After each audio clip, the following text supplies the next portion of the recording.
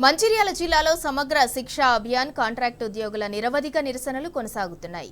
రాష్ట్ర ప్రభుత్వం తమ సమస్యలను పరిష్కరించాలని కోరుతూ జిల్లా కేంద్రంలోని కలెక్టరేట్ ఎదుట 6 రోజులుగా నిరసన కార్యక్రమాలు కొనసాగిస్తున్నారు. కాంగ్రెస్ ఇచ్చిన హామీలను నెరవేర్చకుంటే సమ్మెకు దిగుతామని హెచ్చరించారు. ఇదే అంశంపై మంచిర్యాల నుంచి ఎస్ఎస్ఏ కాంట్రాక్ట్ ఉద్యోగుల స్పందనను మా ప్రతినిధి ఉమేష్ అందిస్తారు. తమ డిమాండ్లు పరిష్కరించాలంటూ గత 6 రోజులుగా నిరసన కార్యక్రమాలు చేపడుతున్న సమగ్ర శిక్ష ఉద్యోగులు నిన్నటి నుంచి ఏదైతే ధర్నాలకు వెళ్లారు, నిన్నటి నుంచి ఏదైతే సమ్మెలోకి వెళ్లడంతో మంచిర్యాల జిల్లా కేంద్రం సంబంధించి కొద్ది రోజులు కూడా ఇక్కడే నిరసన కార్యక్రమాలు చేస్తున్నారు. మనం ప్రస్తుతం చూడొచ్చు, చిన్నపిల్లలతో సహా ఇక్కడికి ఏదైతే నిరసన కార్యక్రమానికి వచ్చి ఇక్కడే దీక్షా శిబిరంలో కూర్చొని వాళ్ళు గత 6 రోజులుగా తమ న్యాయపరమైన తమ డిమాండ్లు పరిష్కరించాలంటూ వాళ్ళంతా కూడా ధర్నా చేసే పరిస్థితి మనకు కనిపిస్తూ ఉన్నది. మొత్తం జిల్లా వ్యాప్తంగా కూడా సమగ్ర శిక్ష కాంట్రాక్ట్ ఉద్యోగులందరూ కూడా ఏదైతే తమ నిరసనను అటు రాష్ట్ర వ్యాప్తంగా ఇచ్చిన పిలుపు మేరకు మంచిర్యాల జిల్లాలో కూడా తమ నిరసనను కొనసాగిస్తున్నారు. మంచిర్యాల జిల్లాతో పాటు కొమరంభీం ఆసిఫాబాద్ జిల్లాలో కూడా కలెక్టరేట్ కార్యాలయం ముందు తమ నిరసనను కొనసాగిస్తున్నారు. ప్రస్తుతం మనం మంచిర్యాల జిల్లా కేంద్రంలోని కలెక్టరేట్ కార్యాలయం వద్ద ఉన్నాం. ఇక్కడ మనం చూడవచ్చు, పెద్ద ఎత్తున కూడా మహిళలు పెద్ద ఎత్తున తరలి వచ్చారు. వాళ్ళంతా కూడా ఏదైతే మహిళా ఉద్యోగులు తరలి వచ్చారు, వారితో పాటు మొత్తంగా జిల్లా వ్యాప్తంగా కూడా సమగ్ర శిక్ష కాంట్రాక్ట్ ఉద్యోగులు పిల్ల పాపలతో ఇక్కడే వచ్చి తమ నిరసన తెలియజేస్తున్నారు. ప్రభుత్వంలో ఇంతవరకు చలనం లేకపోవడం పట్ల వాళ్ళు ఆగ్రహం వ్యక్తం చేసే పరిస్థితి కనిపిస్తున్నాయి. ప్రస్తుతం ఇదే అంశానికి సంబంధించి మనతో పాటు మాట్లాడడానికి జిల్లా అధ్యక్షురాలు ఎస్ఎస్ఏ జిల్లా అధ్యక్షురాలు సుమలత గారు ఉన్నారు. మేడం, చెప్పండి, ప్రధానంగా ఇవాళ ఇన్ని రోజులుగా మీరు నిరసన కార్యక్రమాలు పలు దఫాలుగా చేస్తా ఉన్నారు. దీనికి ప్రధాన ఉద్దేశం ఏంటి? ప్రధాన మీ డిమాండ్లు ఏంటి? ఈ డిసెంబర్ 6వ తారీఖు నుంచి నిన్నటి వరకు నిరవధికంగా నిరసనలు వ్యక్తం చేస్తూనే ఉన్నాం. గత నెల నుంచి కూడా రకరకాలుగా దశల వారీగా పోరాటం చేస్తున్నాము. మేము అడిగేది ఏదీ లేదు సార్. మేము అడిగేది న్యాయబద్ధమైనటువంటి చిన్న చిరుకానుక, మేము చేస్తున్నటువంటి శ్రమకు కొద్దిగా ఫలితం ఇవ్వండి అని చెప్తున్నాం అంతే. మేమేం పెద్ద పెద్ద డిమాండ్స్ చెప్పట్లేదు, పెద్ద డిమాండ్స్, పెద్ద ప్రాపర్టీస్ అడగట్లేదు. మేము వెంటనే మమ్మల్ని అజేయమని కూడా అడగట్లేదు.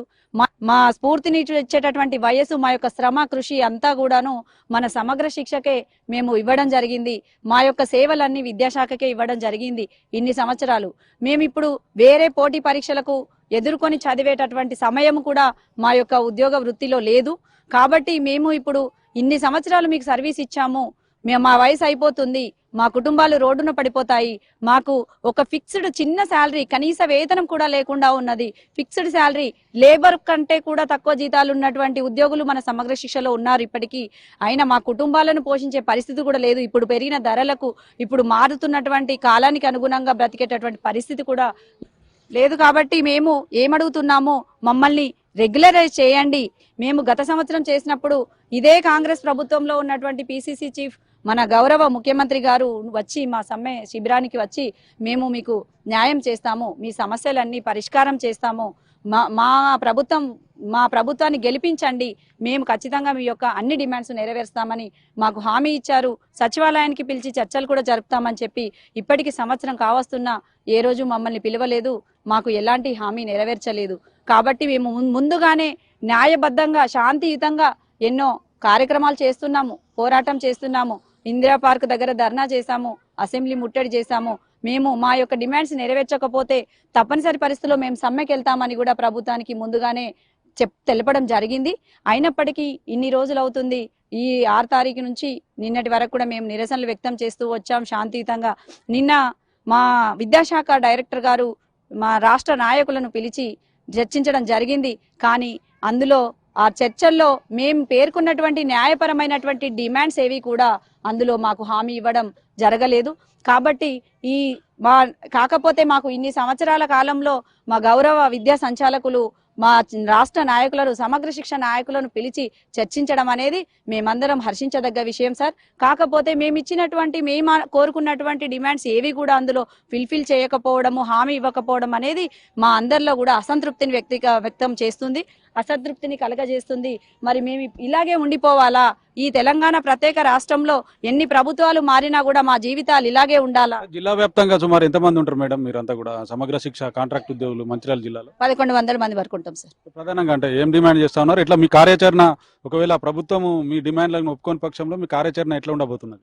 మేము ఇన్ని రోజులు నిరసన కార్యక్రమం చేశాం సార్. ఇప్పటి నుంచి మేము సమ్మె కార్యక్రమంలోకి వెళ్ళిపోతున్నాము. మేమందరం విధులు బహిష్కరించాము.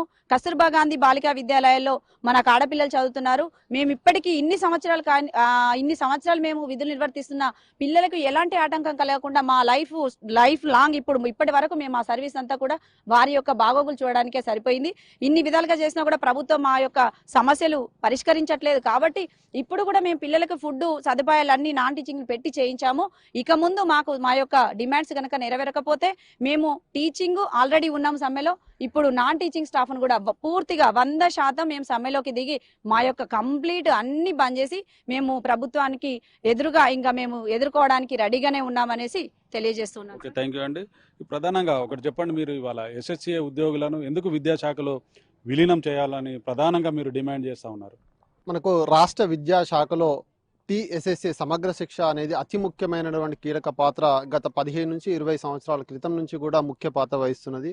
ఎందుకనగా మనకు గ్రౌండ్ లెవెల్ స్థాయిలో చూసుకున్నట్లయితే పాఠశాల విద్య అనేది చాలా కీలకమైనది. దానిలో భాగంగా పాఠశాల విద్యలో కింది స్థాయి ఫీల్డ్ లెవెల్లో ఉన్నటువంటి డాటా కాన్స్ మొదలు పెడితే పై లెవెల్ డిస్ట్రిక్ట్ స్టేట్ లెవెల్ కూడా మనకు పిఏబి అప్రూవల్లో కూడా ప్రతి ఒక్క మ్యాటర్ మనకు సెంట్రల్ నుంచి రావాలన్నా కూడా పాఠశాల విద్యా శాఖలో ఉన్నటువంటి కింది స్థాయి అధికారులు అందరూ కూడా మేము వివిధ రకాల వింగ్లో ఉన్నటువంటి కాంట్రాక్ట్ వ్యవస్థలో మేము వర్క్ చేస్తూ 15 సంవత్సరాల నుంచి రాష్ట్ర విద్యాశాఖలో ముఖ్య కీలక పాత్ర వహిస్తున్నాం. కాబట్టి ఖచ్చితంగా మమ్మల్ని రాష్ట్ర ప్రభుత్వ ఉద్యోగులుగా ట్రీట్ చేసేస్తూ వాళ్ళకంటే మేము కింది స్థాయిలో పాఠశాలలో ఉన్నటువంటి ఏ విధంగానైతే గవర్నమెంట్ స్కూల్లో రిజల్ట్ వస్తుందో కస్తూర్బా గాంధీ బాలికల విద్యాలయాల్లో, అదేవిధంగా అర్బన్ రెసిడెన్షియల్ స్కూల్లో ఎస్పెషల్లీ ఇవి డ్రాప్ అవుట్స్ విద్యార్థుల గురించి బాయ్స్ కోసం ప్రతి జిల్లాకు ఒకటి ఏర్పాటు చేయడం జరిగింది గత ప్రభుత్వము.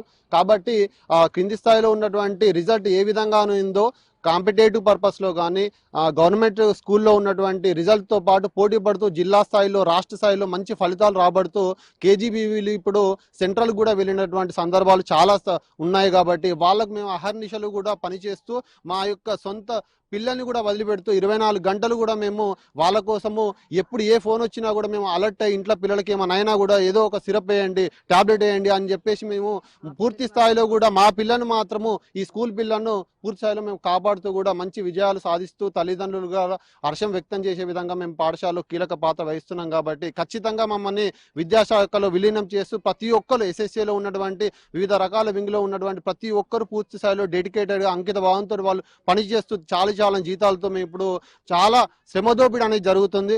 కానీ ఇప్పుడు చూసుకున్నట్లయితే జీతాలు మాత్రం అతి తక్కువగా అందరం కూడా మేము ఉన్నటువంటి ఎంప్లాయీస్ కూడా అందరం 4-10 వయసులో చేరుకున్నాం. ఇప్పుడు ఎటువంటి పోటీ పరీక్షలకు కూడా వెళ్ళలేని పరిస్థితిలో ఉన్నాం. మానసికంగా శోభ అనుభవిస్తున్నాం. ఇది తప్పుదే మాకు ఇక లేదు. ఎందుకంటే రాష్ట్ర ప్రభుత్వం గత సంవత్సరం మనకు రాష్ట్ర ముఖ్యమంత్రి వారు ఇచ్చినటువంటి హామీ మేరకు ఖచ్చితంగా ఛాయ దాగే సమయంలో మీ యొక్క హామీలను నేను నెరవేరుస్తాను. మీ యొక్క సమగ్ర శిక్ష గురించి పూర్తి అవగాహన మాకు ఉంది. ఖచ్చితంగా మీ యొక్క విద్యాశాఖలో మీ యొక్క పాత్ర లేనిది విద్యాశాఖ లేదు.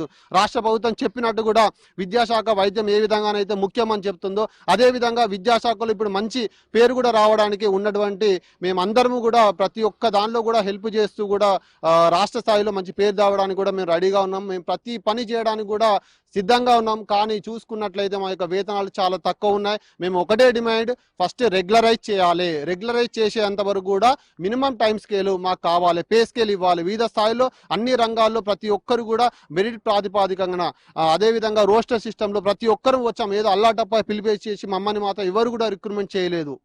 ఓకే, థ్యాంక్ యూ అండి. మొత్తంగా పిసిసి చీఫ్ హోదాలో రేవంత్ రెడ్డి ఏదైతే అధికారంలోకి వచ్చిన నెల రోజుల తర్వాత ఏదైతే ఎస్ఎస్ఏ ఉద్యోగులను వీళ్ళ డిమాండ్లన్నీ కూడా పరిష్కరిస్తామని చెప్తూనే అధికారంలోకి వచ్చిన తర్వాత ఏడాది గడుస్తున్నా కూడా తమ డిమాండ్లు నెరవేర్చలేదని, తమను ఏదైతే సమగ్ర శిక్ష ఉద్యోగులను రెగ్యులరైజ్ చేయాలని, తమకు పే స్కేల్ అమలు చేస్తూ ఎస్ఎస్ఏను విద్యాశాఖలో విలీనం చేయాలంటూ ప్రధానంగా డిమాండ్ చేస్తున్నారు. తమ డిమాండ్లను రాష్ట్ర ప్రభుత్వం ఏదైతే పరిష్కరించని పక్షంలో తమ ఉద్యమాన్ని ఉధృతం చేస్తామని అంటున్నారు. ఇది ఇక్కడ తాజా పరిస్థితి. వీడియో జర్నలిస్ట్ శ్రీనివాస్తో ఉమేష్, టీ న్యూస్, మంచిర్యాల.